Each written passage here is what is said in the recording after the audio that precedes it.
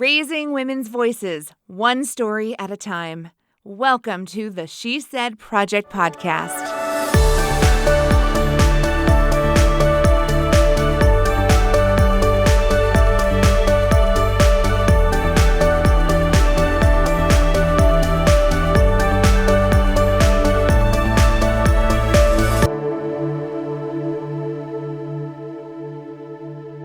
It is always a good day when I get to hang out with my friend Carrie Rosso in the studio for another episode of the She Said Project podcast. Amen and amen. This is so fun. I love doing this. This is really one of the highlights. I'm Jeanette. I'm National Director of the She Said Project. I get this incredible opportunity to direct shows all across Central Illinois now and work with women as they share their stories. And Carrie Rosso, you get to just pop in here and just, you're the icing on the cake. I've heard that before. That's what he said. She said. Whatever. But I'm really excited for you to meet our guest today because she's in one of those cities where I got to work with them this year. I don't even think this is one of the shows that you were at. So this is like a new friend. It is a new friend. And I watched her piece and it took me off guard. It made me laugh. It made me hold my breath. It was the whole kit and caboodle. One of your favorite things you always teach me is when a woman can talk about something hard.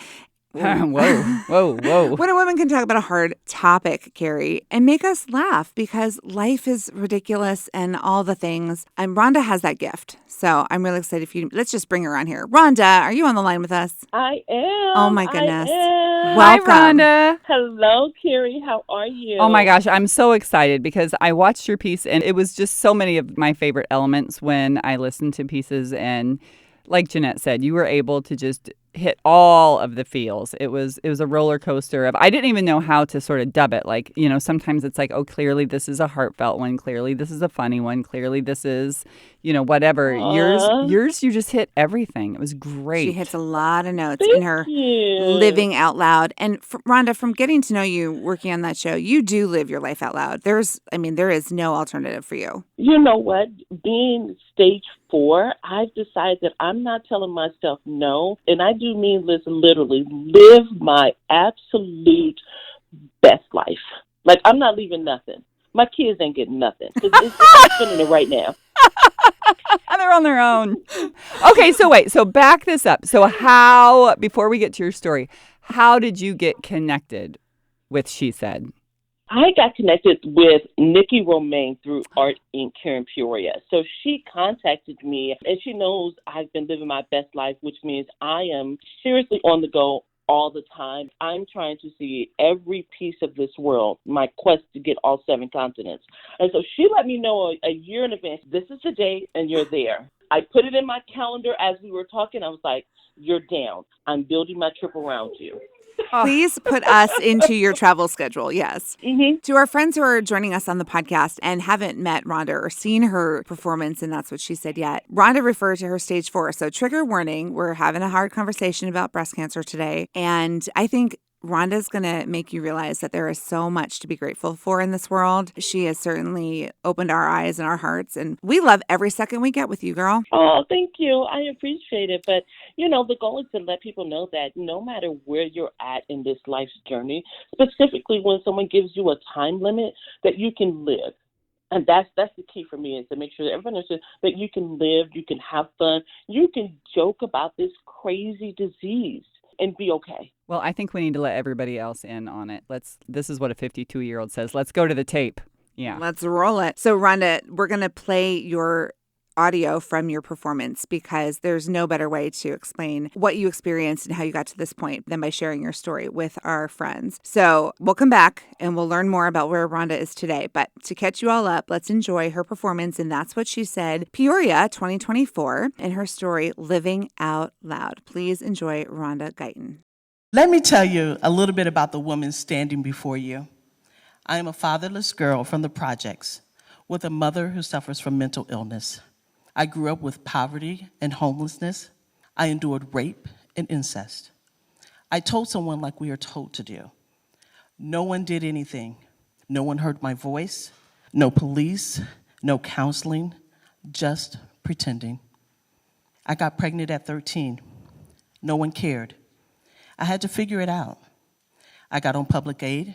Every month, I would receive $192 in cash and $303 in food stamps.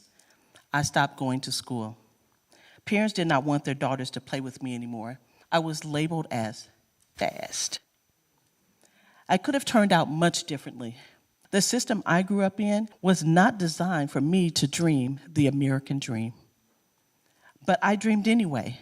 I never gave up. I was determined to make sure that my children would never experience what I had experienced, that they would never know homelessness or having the lights going out. I beat the system. I was a feel-good story. I joined the Army Reserves. I got my bachelor's degree. I had a career. I landed my dream job. I no longer was eating hand to hand. I bought a house, the first in my generation to do so. I had a husband. I could take vacations. I found joy. I was now in a position to help others.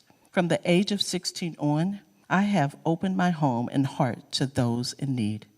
I kept dreaming bigger dreams. After all the abuse and trials, I overcame. I was the conqueror. I wanted more. I grew vain. I could not be content with what I worked so hard for. I got greedy. My inside personality was full of confidence and joy and laughter. I was unsatisfied with what my body had become. I wanted my outside to match my inside. I worked hard for it. I lost the weight, but I still wanted to feel good in a bikini for my big 40th birthday bash in Miami. I went for breast enhancements, a tummy tuck. But I think God used my vanity against me. Instead of getting the boob job, I was diagnosed with stage 0 breast cancer. So instead, I got a whole double mastectomy and free boobs.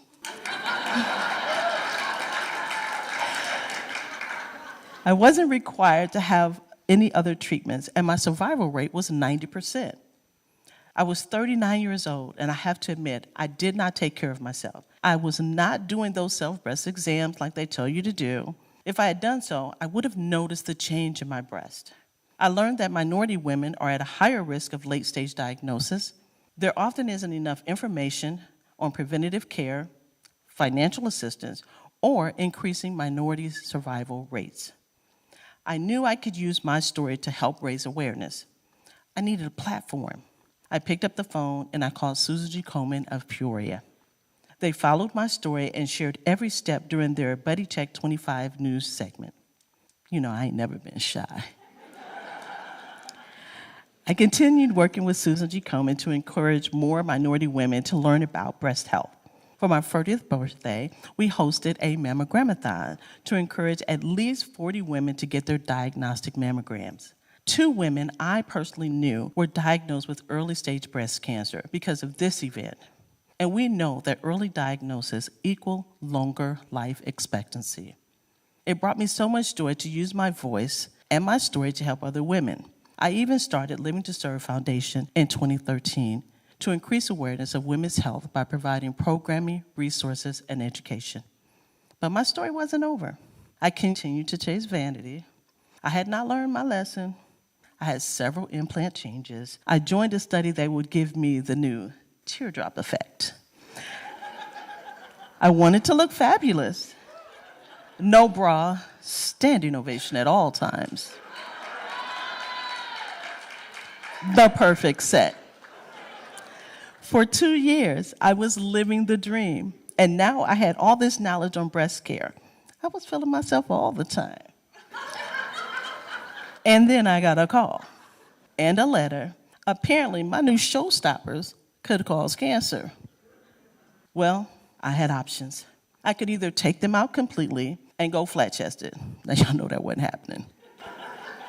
Or I can get a new set for free. I chose the option to take the fat from my stomach, I know it don't look like it, and make some new boobs. I figured I can't get cancer from my own fat, and I can get a tummy tuck for free. Come on, y'all.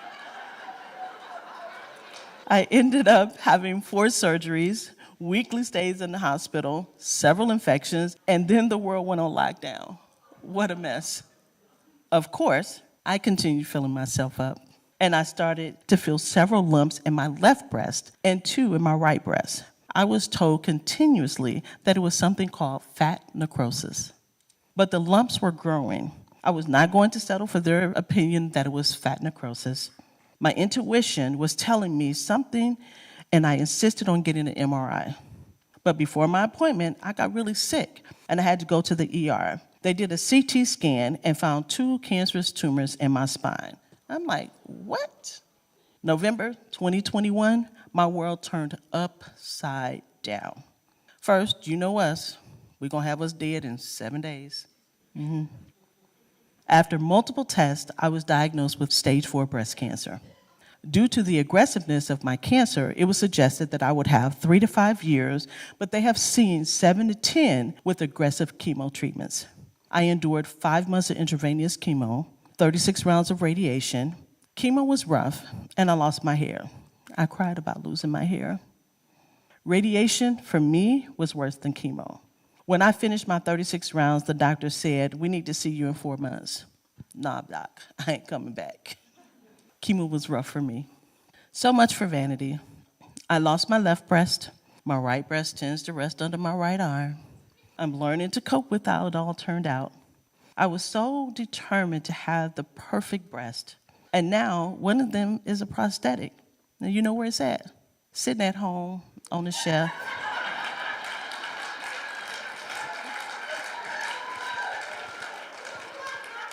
I was going to bring it with me, but Nikki said you are not going to be walking around on this stage with a prosthetic breast. Sorry, y'all.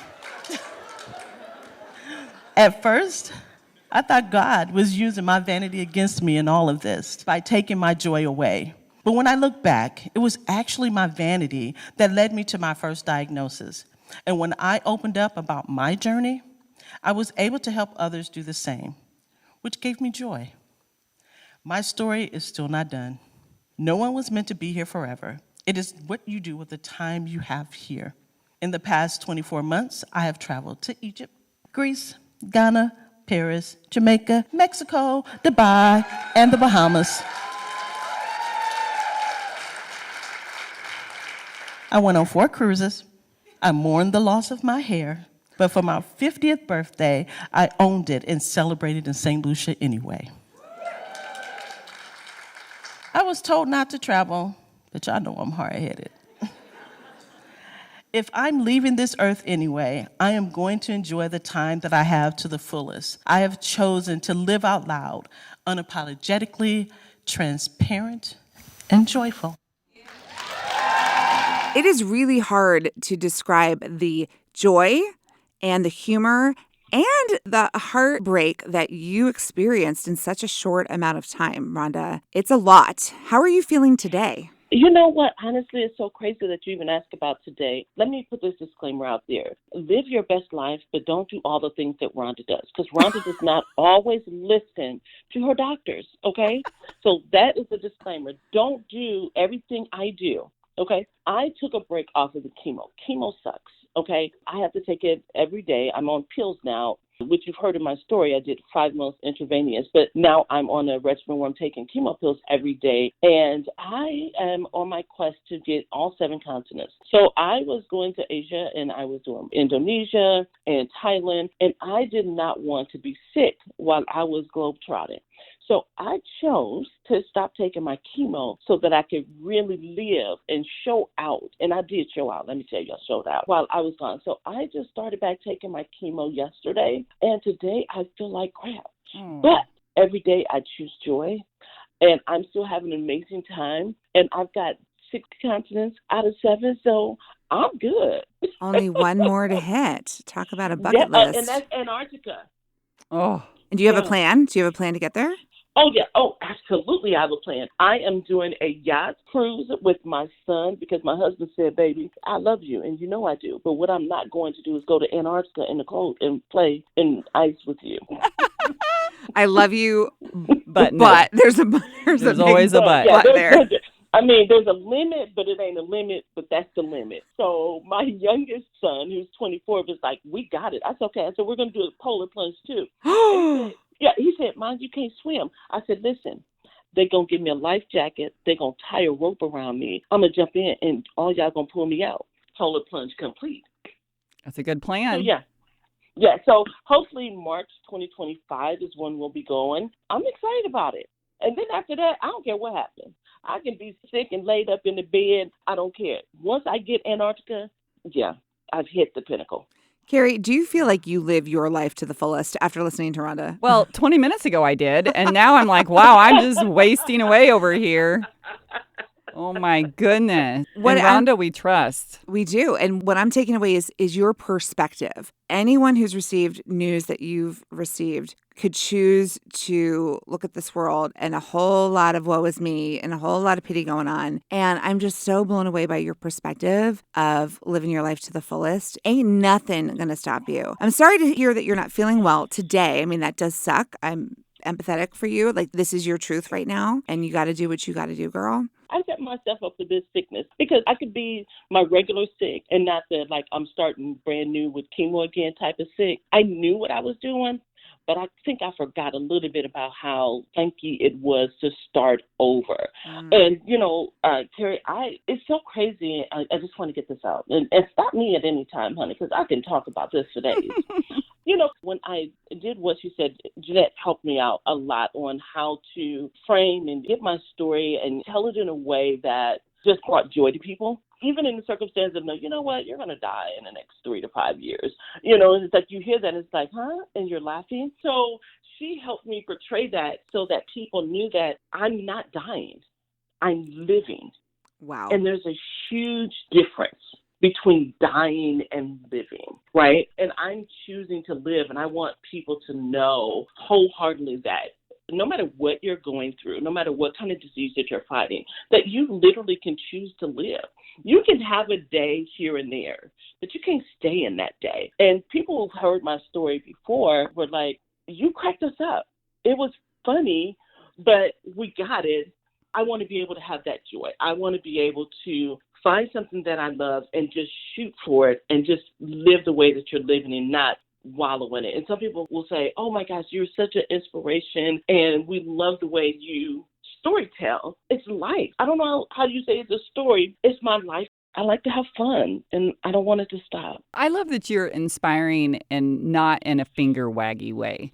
Like, I love that you talk about vanity and how that led to so many different things. And you're willing to show not just the and for $9.99, you can be as awesome as me. But you share the whole thing. Like, it's honest. It felt so genuine, and that you were just honestly saying, this is just my story. And that's what made it so inspiring. Thank you. Yeah, my vanity was crazy. And I still struggle with that, which is so crazy. You would think I would be completely over the vanity thing, but I find myself here and there, and I'll look at the scar because I don't have a left breast. And I look at it, and then, I look at this prosthetic, and I was like, I could go back out here and be a showstopper again. But I go back and forth. Am I living in my truth if I bring out this prosthetic? I love that you left it at home. It's I love on the that. shelf. Yeah. One of the best lines ever. In fact, I think I quoted you the other day. I was talking about stories to our new She Said sisters who are working on them, and like how real and raw, and like for you to just stand there and be like, you know where my boob is today?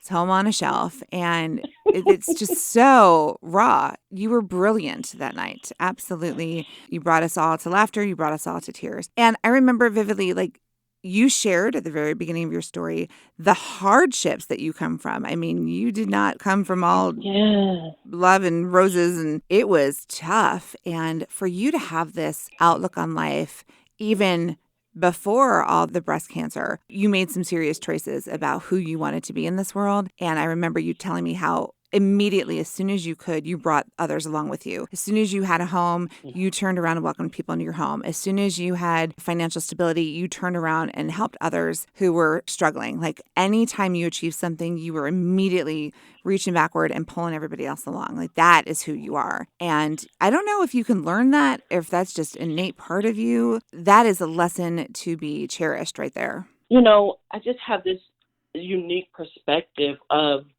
what I went through. As you listen, I talk about my mother being bipolar schizophrenic, I talk about not meeting my father until, I was 13 for the first time, and not again until I was 21. He died and I didn't go to his funeral. I think I shared too that, when I got cancer the first time, I was like, God, after all of these things that I've been through, being sexually abused, having a mother dealing with mental illness, not having a father figure in the house, now you want to give me cancer? Is this the relationship we got? God, I need us to start over. Can we press pause? And he had a different plan. He said, there's something else I need you to do. There's someone else I need you to inspire. There's some work that I need to be done. I need some light shed on this disease. And who else? Why not you? What was the feedback you got after the show? Did you hear from people you didn't expect to hear from? What did you hear back? A lot of people were just like, you amaze me. And it's hard to accept some of that sometimes. It's just like, this is just my truth, right? I don't know any other way to tell it. But, I had a lot of, I loved your story. It was inspiring. I didn't expect anything less. And other people was like, I've never heard your story told that way, because I've spoken at different things. And they were like, I think I heard you say that, but this was different. The way that it was projected, the way that we were able to come together and tell these stories just felt different for people. And it was just received so well. And believe it or not, people still was like, oh my gosh, you were good. I love that. I saved my, my card, and I got the, I check it out on YouTube and I showed somebody else. So I think it did what it was supposed to do. It was supposed to bring joy. It was supposed to encourage, inspire, all the things that what she said is supposed to be about is what I think was able to be portrayed, not just from my story, but from others also. Yeah, that was a beautiful cast you got to be a part of with such variety of stories. I mean, it comes together in this one night of just laughing together, crying together, just being real, right? And I hope you found some awesome friendships out of that group, because they are some really incredible ladies. Yes. It was great. I definitely would not change it. And the relationships, like you said, that was brought from that has been amazing. We check in on each other. Happy birthday to you. We've had lunch since then. We got to get together. It's probably me and why we haven't gotten together as many. Well, no one can keep up with your schedule, Rhonda. This is not the first time. I'm always gone. This is not the first time I tried to get her on the podcast. Like, I was emailing. She's like, honey, I'm in Thailand. I'm not available. She's been globetrotting for sure. You did share that your first thought was, I am going to broadcast this to the world. You reached out to Susan G. Komen. You offered your story from day one. Let me tell the story. Yes. And I mean, that is so brave. And I'm glad that they were receptive to that. Are you still in touch with them? Do you still do work with them? I do. I am part of their Circle of Promise group. And so, we really push for mammograms. We put on shows. We speak at different events. We work the Pink Sunday. Whenever they need someone to speak at something about what they do or how I've benefited, I am all in. Susan G. Komen Peoria, because that's all I know, has gone out above and beyond for our community. If we, they have so many resources. If they need someone to you clean your house, if you need a ride, one of us ladies or someone else, we're going to give you a ride to the doctor. We're going to be there for you. I'm still very much active. We meet once a month with our Circle of Promise group. They have been a huge supporter for me. Every time I'm doing an event, I call and ask, it's like, hey, what information do you currently have? What's new that I don't know about that I can share with the community to make sure that we are continuously staying informed with all of the different changes with medical and finances? It's a great journey with Komen.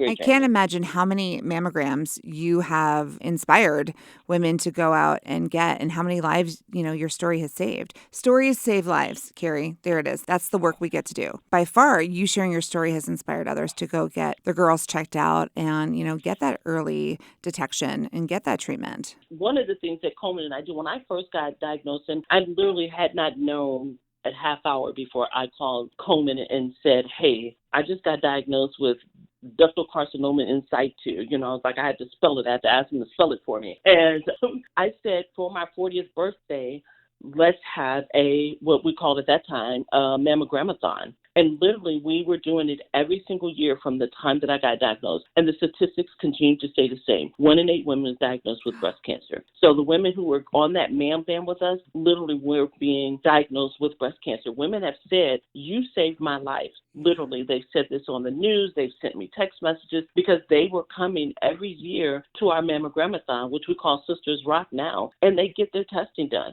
The statistics has not changed. Wow, that's amazing. You're like the boobologist. I like that boob. I was going with boobspiration. No, don't be a boob, Jeanette. Well, I was a little bit blown away when you said that you know the statistics, but then here you are in real time, like in a real scenario, and you're bringing these women in for these events, and it's still 1 in 8. 1 in 8. Yeah. That is It's shocking. crazy because we keep talking about awareness, and like, but I don't know what to do. Well, I know in the minority community, we're still dying at a higher rate than any other ethnicity because we still have this fear. Yeah. We're still not using terminology that we should be using. For example, we always talked about, grandpa got that sugar. Well, he don't have sugar, baby. He got diabetes. Let's call a thing a thing. So, we have some of that. Then we have this thing of not being able to afford it. I literally just got my letter yesterday saying that my insurance through a grant that I received is going to cover me for another 6 months. Like literally without You needed this a grant to pay for your therapy. Yes. Wow. I took screenshots. So on my Living to Serve Foundation page, I've posted screenshots of what my monthly chemo. This is the chemo pill. We're not talking about any other medication that I have to take with this chemo. But just one of my pills is like $16,000. And after the deductible is like $4,800 or something like that. And then this grant covers that. $4,800 after insurance. Wow. So disturbing. Yeah. Mm-hmm. So I'm responsible for $48,000. I was like, baby, who got $4,800 a month? I'm like, I'm going to have to strip for that. And that's the way my body looks. Hey. I don't know. Listen, the way Whatever. my body's set up, baby, I'd be lucky to get $25. So there's a taker for everyone. I'm just saying. I want you to talk about your foundation one more time so that at least we can link to it. Okay, so the Living to Serve Foundation, you should see our new website. It's gorgeous. So yes, the Living to Serve Foundation, we work to increase awareness of women's health by providing them with programming, resources, and education. So whenever we find out about a woman that's going through, I try and visit them if they're local. We give them a journal because it's great to get it out because sometimes if we share what we're really thinking, y'all gonna lock us all up. Or you don't think we're going to go jump off the bridge. And that's not it. We just need to get shit off our chest, right? Mm-hmm. And then, we send them a little change, something that they can go out to lunch or breakfast, or they can reach out to us. And we have ma'am tops. The hospitals are doing a better job now. They have stuff that ladies can use. So we don't make as many as we did before, but we had mammogram tops that you can wear, and they just zipped up because you can't raise your arm up, and your tubes can sit in these little pockets that we had on the inside. But they have some new stuff out that the hospitals are using. So, yeah, that's what we do. And we hold an annual Sisters Rock event every year where we have people come in and talk about finances, and we have people talk about mental health. And then we do something fun for ourselves. Like this year in April, we're going to make bath bombs because you know what, ladies, sometimes we need to relax. Life is stressful. So we do something every year for people, and then we just reach out and love on folks. So, yeah, livingtoservefoundation.com. On top of all of that, on top of her telling her story and inspiring women to get mammograms, she started a nonprofit. She started a foundation to do all this wraparound service. Amazing. Making the world a better place. You are living every single inch to the fullest. I'm so excited. And we just celebrated our 10-year anniversary Living to Serve. It was great. We were at the Peoria Riverfront Museum. We were able to raise $25,000. It was an amazing event. So the way the community came out and loved on us, it was unbelievable. Just phenomenal. You are just phenomenal. From the moment you got diagnosed, you looked outward. How can I help others? Boom, immediately. I literally was driving in my squad car when the radiologist called me and told me. And when he said it, I was like, baby, I don't know what that is. I need you to spell it, break it down for me. And he did. And I sat in my car, and I was going to meet my partner to take him some paperwork. And I was on Arlington in the projects that I grew up in. I was born and raised in the Harrison Homes. And I'm literally a block from the Harrison Homes going to meet my partner. So how crazy is it that I get this diagnosis driving, being a police officer, something I've always wanted to do, and I get this call. I pull over for a second, and I'm letting it digest. I meet my partner, give him the stuff. I call my husband, and then I call Coleman. They were the second or third call. That's where it was supposed to be. That's the way God designed it. Wow. When you grew up, after all this that you've been through, what was your career of choice? Police officer, serving the community you grew up in. 28 years and 3 days. We were so honored and proud to just be part of getting your story out there and paying it forward and helping more women go get tested and live their life to the fullest. I thank you for ourselves, but also for so many people that you are making this not so scary, and you're making us laugh while getting the squish-a-rooney. And thank you so much for everything you're doing and making it attainable and making women feel more comfortable about doing it. Well, thank you for the opportunity to share, because the more we collectively come together as women that have a platform to share, this is how we're getting it out. So together we win. Any last words of advice for our listeners today? Yes, live your best life. Make sure you're doing your monthly self-exams. And Carrie, not now, not here. Sorry. Yeah.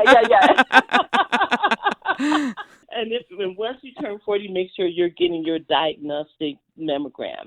Do those exams. So many people find them on their own. So please take care of yourself and live your best life. Choose joy every single morning. Well, I don't think we could say it any better than that. So, Rhonda, thank you so much for joining us today on the podcast. Thank you for sharing your story. And that's what she said. You are beautiful, and I cannot wait to see pictures from Antarctica. Oh, yes.